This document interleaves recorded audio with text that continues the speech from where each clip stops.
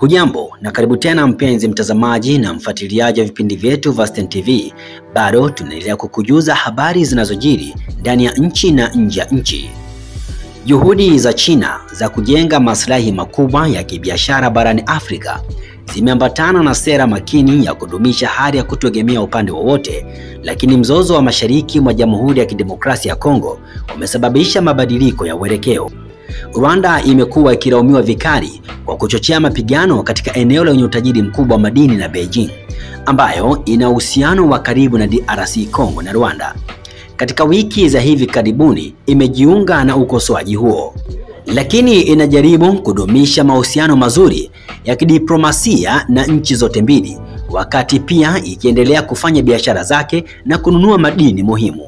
Kwa miongo kadhaa, China imekuwa makini kutoshiriki katika mzozo barani Afrika ili kuepuka kusababisha matatizo ambayo yanaweza kuingilia maslahi yake makubwa ya kibiashara.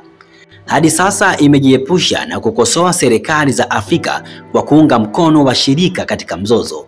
Kwa mfano, China haijazungumza kuhusu msururu wa mapinduzi tangu mwaka 2020 katika eneo la Sahara la Afrika Magharibi, isipokuwa kuwataka viongozi kuzingatia maslahi ya wananchi.